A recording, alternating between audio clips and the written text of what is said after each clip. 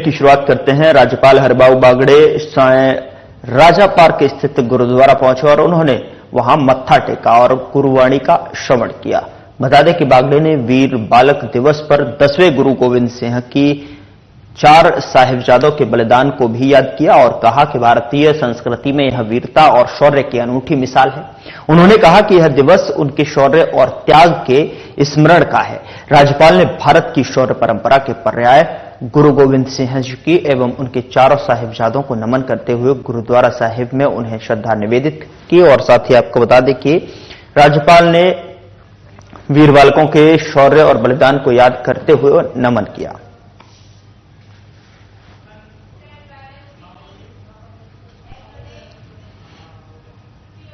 राज्य सरकार ने पूर्व प्रधानमंत्री डॉक्टर मनमोहन सिंह के निधन पर प्रदेश में 7 दिन का राजकीय शोक घोषित किया है और स्वर्गीय मनमोहन सिंह के सम्मान में राज्य में 26 दिसंबर 2024 से 1 जनवरी 2025 तक 7 दिन की राजकीय शोक रहेगा और इस दौरान राष्ट्रीय ध्वज आधे झुके रहेंगे।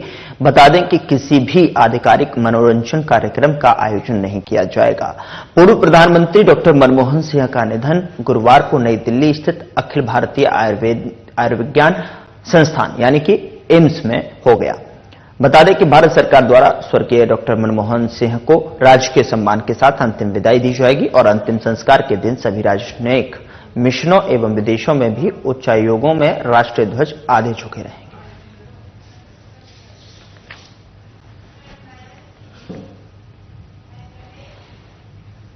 उधर मुख्यमंत्री भजनलाल शर्मा ने पूर्व प्रधानमंत्री डॉक्टर मनमोहन सिंह के निधन पर गहरा शोक व्यक्त किया है। उन्होंने कहा कि डॉक्टर सिंह का निधन देश के लिए अपूरणीय क्षति है और सीएम शर्मा ने ईश्वर से दिवंगत आत्मा को शांति प्रदान करने और उनके परिजनों को यह दुख सहन करने की शक्ति प्रदान करने की प्रार्थना की है।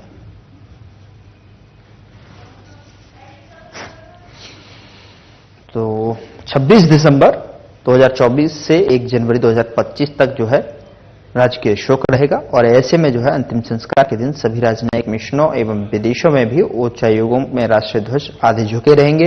तो वहीं भजनलाल शर्मा ने प्रधानमंत्री डॉक्टर मनमोहन सिंह के निधन पर गहरा शोक व्यक्त करते हुए उन्हें अपूरणीय क्षति बताया है और ऐसे में जो है ये निधन देश के लिए अपूरणीय क्षति है। सीएम शर्मा ने जो है ईश्वर से दिवंगत आत्मा को शांति प्रदान करने और उनके परिवार को यह दुख सहने की शक्ति की प्रार्थना की है।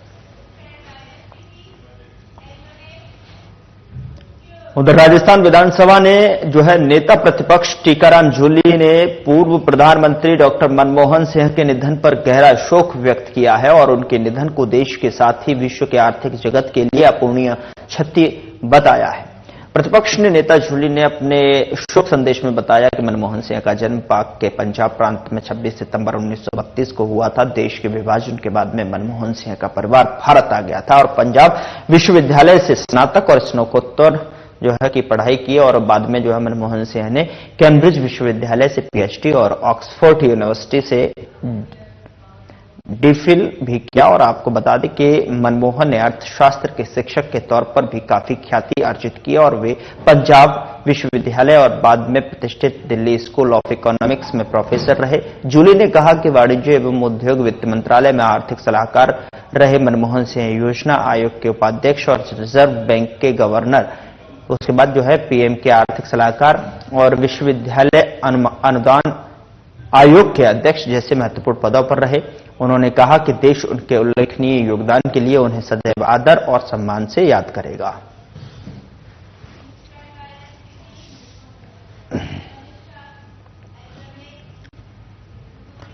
मुख्यमंत्री भजनलाल शर्मा ने जो है मुख्यमंत्री निवास पर आयोजित सड़क सुरक्षा की समीक्षा बैठक में शामिल हुए और इस अवसर पर उन्होंने कहा कि सड़क सुरक्षा एक सामूहिक जिम्मेदारी है और जिसमें सरकार, प्रशासन और जनता सभी का योगदान आवश्यक है और मुख्यमंत्री ने सभी विभागों को निर्देश दिए कि वे सड़क दुर्घटनाओं में कमी लाने के लिए मिशन मोड पर काम करें।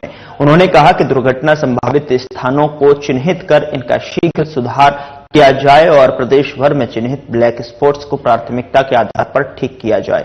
साथ ही जनसाधारण को ट्रैफिक नियमों का पालन करने के लिए प्रोत्साहित किया जाए। आपको बता दें कि मुख्यमंत्री ने कहा कि सड़क दुर्घटनाओं पर नियंत्रण एवं प्रभावितों की बेहतर देखरेख हेतु राज्य में 6E एजुकेशन, इंजीनियरिंग, एनफोर्समेंट और इमरजेंसी केयर एवोल्यूशन एंगेजमेंट आधारित रणनीति के तहत कार्रवाई प्रारंभ की जाए।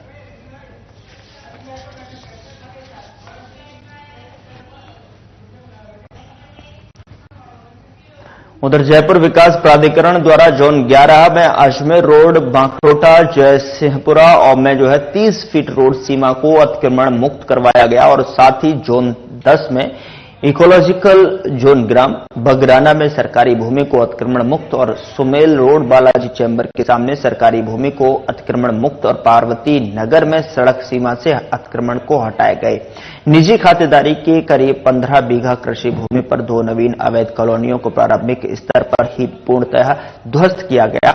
उप महानिरीक्षक पुलिस कैलाश चंद्र बिश्नोई ने बताया कि जोन 11 के क्षेत्राधिकार में अवस्थित अजमेर रोड, भांकरोटा, जयसिंहपुरा, जिला जयपुर में 30 फीट रोड सीमा पर कब्जा अतिक्रमण कर पत्थर डालकर तारबंदी कर रास्ता अवरुद्ध किया गया था, जिससे स्थानीय लोगों और आमजन को रास्ते को लेकर भारी समस्या का सामना करना पड़ रहा था। जिसकी सूचना प्राप्त होते ही आज जोन 11 के राजस्व और तकनीकी स्टाफ की निशानदेही पर प्रवर्तन दस्ते द्वारा जेसीबी मशीन और मजदूरों की सहायता से हटवाया जाकर और 30 फीट रोड सीमा को अतिक्रमण मुक्त करवाया।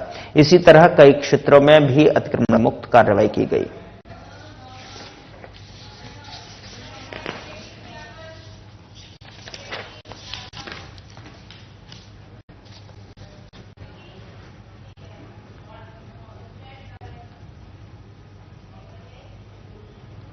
और इस बीच बड़ी खबर का करते हैं। बड़ी खबर टोंक से मिल रही है, जहां पर NH 52 पर बंद पड़े पुराने स्लॉटर हाउस को ध्वस्त करने का मामला सामने आया है, जहां पर AIMIM नेता काशिफ जुवेरी ने सौंपा मामले को लेकर ज्ञापन। नगर परिषद आयुक्त ने के नाम ज्ञापन सौंपा गया है।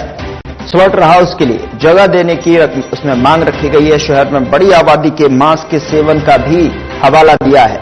पुराने स्लॉटर हाउस को तोड़े जाने की प्रक्रिया को लेकर भी सवाल उठाए हैं। तो इस वक्त की बड़ी खबर आप तक पहुंचा रहे हैं टोंक से, जहां पर NH 52 पर बंद पड़े पुराने स्लॉटर हाउस को ध्वस्त करने का ये पूरा मामला है, जहां पर AIMIM नेता काशिफ जुवेरी ने मामले को लेकर ज्ञापन सौंपा है। नगर परिषद आयुक्त के नाम ये ज्ञापन सौंपा गया है, जिसमें कि स्लॉटर हाउस के लिए जगह देने की मांग रखी गई है। शहर में बड़ी आबादी के मांस के सेवन का भी इसमें हवाला दिया गया है। तो इस वक्त की बड़ी खबर टोंक से आप तक पहुंचा रहे हैं।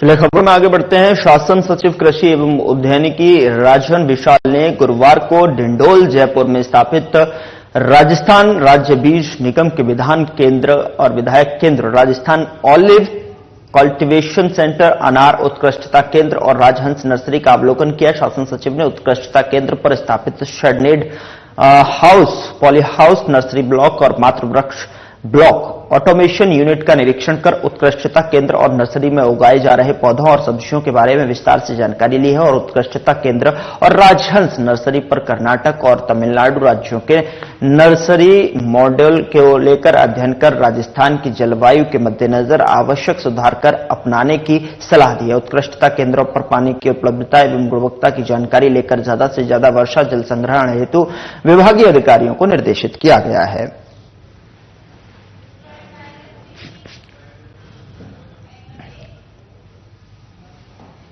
प्रधानमंत्री नरेंद्र मोदी द्वारा गुरुवार को तीसरे वीर बाल दिवस उत्सव के अवसर पर सुपोषित ग्राम पंचायत अभियान का शुभारंभ किया गया। दरअसल आपको बता दें कि उन्होंने प्रधानमंत्री राष्ट्रीय बाल पुरस्कार विजेताओं से संवाद कर उन्हें प्रोत्साहित और प्रेरित किया। उन्होंने बच्चों को साहस, नेतृत्व और दृढ़ता के महत्व पर प्रेरणादायक संदेश भी दिया।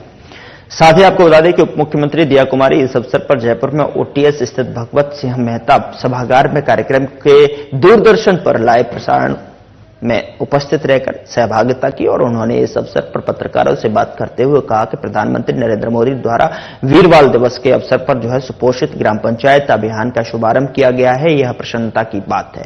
17 वीर बालक बालिकाओं को प्रधानमंत्री राष्ट्रीय बाल पुरस्कार से सम्मानित भी किया गया। 17 विजेता बच्चों में से 7 लड़के और 10 लड़कियां हैं, जो कि बालक बालिकाओं के लिए प्रेरणादायी हैं।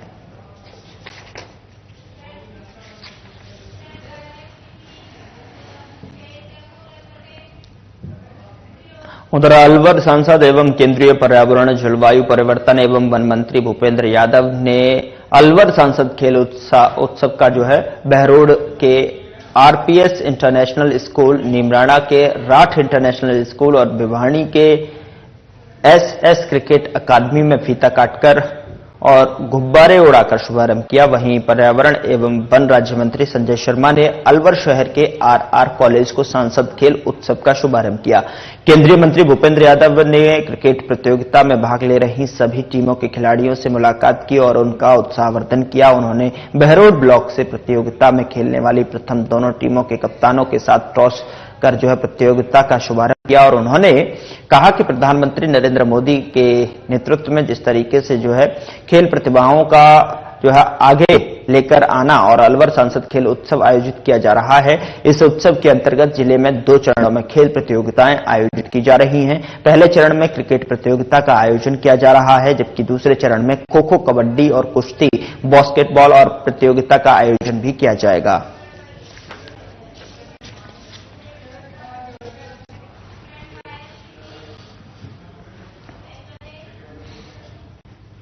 उधर मानव कल्याण जन सेवा समिति के द्वारा चित्रकूट धाम में आयोजित करवाई जा रही श्रीमद् भागवत कथा में चौथे दिन कथावाचक अवध बिहारी शास्त्री ने भक्तों को कृष्ण जन्म की कथा का श्रवण करवाया और साथ ही कहा कि जैसे ही भगवान श्री कृष्ण ने मथुरा के कारागार ने जो है जन्म लिया तो वासुदेव और माता देवकी की हथकड़ी अपने आप खुल गई और कारागार में लगे ताले टूट गए। वहीं वासुदेव जी भगवान श्री कृष्ण को टोकरी में रखकर अपने मित्र नंद बाबा के यहां छोड़ आए। साथ ही ब्रजवासियों को जैसे ही भगवान श्री कृष्ण के जन्म का समाचार क्या मिला तो पूरे ब्रज मंडल में उत्सव छा गया और चारों तरफ खुशी ने जो है छाई हुई। नंद बाबा ने नंद भवन के खजाने ब्रजवासियों के लिए खोल दिए। साथ ही कथावाचक ने कहा कि मनुष्य अपने जन्म से नहीं कर्म से महान बनता है और माता पिता की सेवा ही सच्ची तीर्थ यात्रा है। इसलिए हमें सदैव अपने माता पिता गुरुजनों का सम्मान करना चाहिए।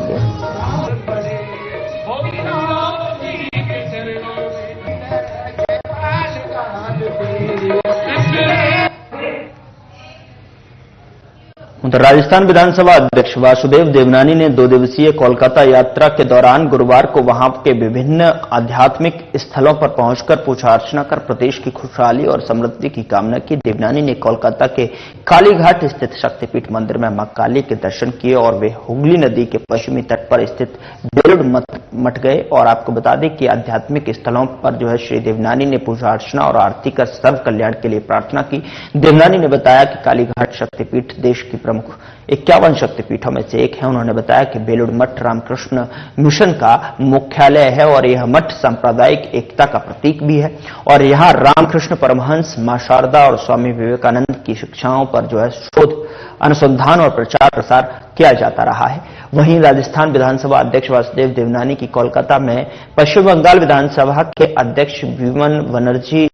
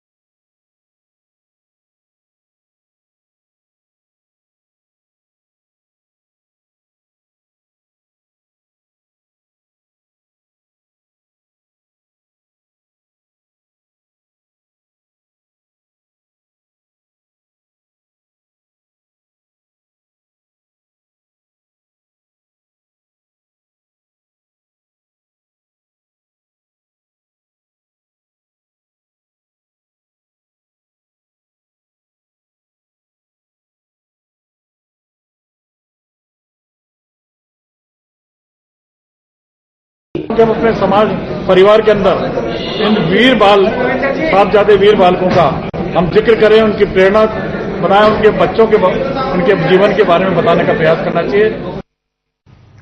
उधर प्रदेश अध्यक्ष मदन राठौड़ ने अजमेर रोड हादसे में बीजेपी के बूथ अध्यक्ष राधेश्याम चौधरी की असामयिक निधन पर गहरा शोक व्यक्त किया और शोक संतप्त परिवार से मुलाकात कर उन्हें ढांढस बंधाया। राठौड़ ने परिजनों को यह विश्वास दिलाया कि बीजेपी परिवार इस दुख की घड़ी में पूरी तरह से उनके साथ खड़ा है और हर संभव सहायता प्रदान करने के लिए तत्पर रहेगा। बीजेपी प्रदेश अध्यक्ष मदन राठौड़ ने कहा कि स्वर्गीय राधेश्याम चौधरी पार्टी के प्रति समर्पित एक निष्ठावान और कर्मठ कार्यकर्ता थे। उन्होंने सदैव संगठन की मजबूती और समाज सेवा को प्राथमिकता दी और उनका योगदान सदैव स्मरणीय रहेगा। उनके द्वारा किए गए कार्य और पार्टी के प्रति उनकी निष्ठा सभी कार्यकर्ताओं के लिए प्रेरणा स्रोत है और इस दुख के समय में भगवान से प्रार्थना है कि वो दिवंगत आत्मा को अपने श्री चरणों में स्थान प्रदान करें और उनके परिवारजनों को इस अपार शोक को सहन करने की शक्ति और संबल दें। इस दौरान पूर्व सांसद रामचरण बोहरा और विधायक कैलाश वर्मा सहित बीजेपी कार्यकर्ता यहां पर उपस्थित रहे।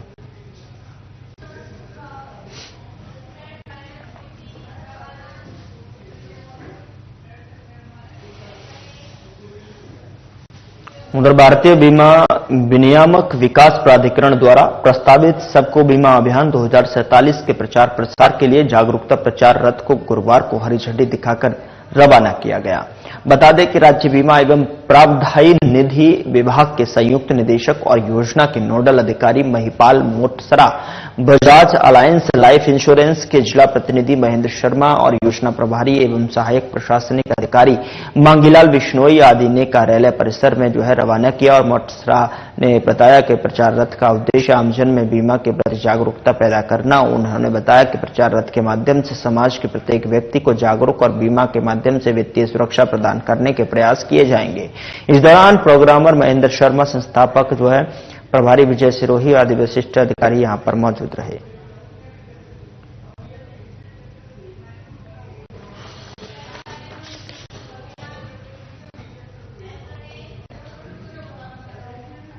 देश के नागरिकों के बेहतर स्वास्थ्य के लिए माननीय प्रधानमंत्री नरेंद्र मोदी जी के आह्वान पर आयुष मंत्रालय भारत सरकार द्वारा देश का प्रकृति परीक्षण अभियान के अंतर्गत पूरे देश में आमजन का प्रकृति परीक्षण किया गया। अभियान के अंतर्गत पूरे देश में आयुष मंत्रालय के अंतर्गत आने वाले संस्थाओं ने 26 नवंबर से 25 दिसंबर तक किए जाने वाले प्रकृति परीक्षण के आंकड़ों को एनसीआईएसएम द्वारा गुरुवार को जारी किया। एनसीआईएसएम द्वारा जारी रिपोर्ट के अनुसार पूरे देश में अभियान के अंतर्गत नागरिकों का प्रकृति परीक्षण किया गया। पूरे देश में प्रकृति परीक्षण करने वाले संस्थानों में से जयपुर स्थित राष्ट्रीय आयुर्वेद संस्थान के चिकित्सकों द्वारा 2,38,609 नागरिकों का प्रकृति परीक्षण करके देश में प्रथम स्थान पर रहा है। साथ ही कुलपति प्रोफेसर संजीव शर्मा ने संस्थान को प्रथम स्थान मिलने पर देश की प्रकृति परीक्षण अभियान के अंतर्गत राष्ट्रीय आयुर्वेद संस्थान द्वारा इतनी बड़ी संख्या में आमजन का प्रकृति परीक्षण करने के संस्थान के चिकित्सकों, विद्यार्थियों, अधिकारियों और कर्मचारियों को कड़ी मेहनत परिणाम, जिसके कारण पूरे देश के आयुष संस्थानों में से राष्ट्रीय आयुर्वेद संस्थान को प्रथम स्थान मिला है। कुलपति ने राष्ट्रीय आयुर्वेद संस्थान के चिकित्सकों के साथ में सरकारी एवं निजी संस्थाओं, शिक्षण संस्थाओं, समाजसेवी संगठन एवं इस अभियान से जुड़े प्रत्येक व्यक्ति का सहयोग के लिए आभार जताया है।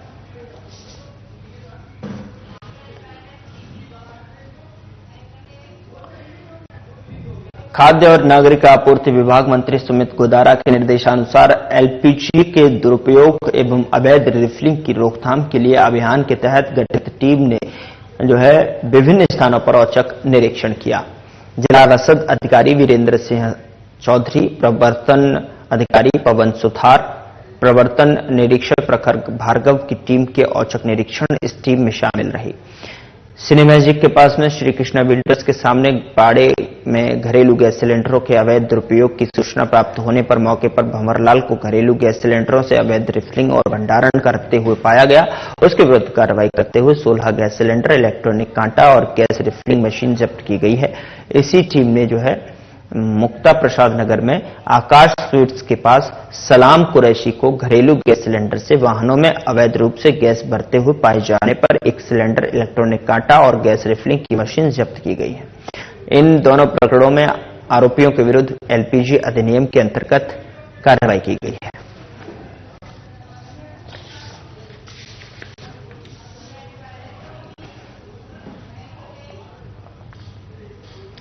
उधर सरमथुरा में ब्लॉक कांग्रेस कमेटी कार्यकर्ताओं ने गंगापुर सिटी विधायक रामकेश मीणा और बांदीकुई विधायक जीआर खटाना का साफा पहनाकर जोरदार स्वागत किया और साथ ही इस संदर्भ में विधायकों ने कहा कि हमें सभी को एकजुट होकर कार्य करना है जिससे पार्टी मजबूत रहे और साथ ही धौलपुर दौरे को लेकर कहा कि ये बहुत खुशी की बात है कि धौलपुर जिले में कार्यकर्ता की मेहनत साफ झलक रही है, क्योंकि आगामी दिनों में हुए विधानसभा चुनावों में बसेड़ी, धौलपुर और राजाखेड़ी के कांग्रेस पार्टी के विधायक बने वही और अपने आप को मजबूत बताने वाली भारतीय जनता पार्टी जिले में खाता भी नहीं खोल पाई है, क्योंकि ये सब कार्यकर्ताओं की एकजुटता का ही परिणाम है और इसलिए हमें आपसी मतभेद को भूलकर पार्टी हित में कार्य करना चाहिए जिससे कि कांग्रेस मजबूत हो।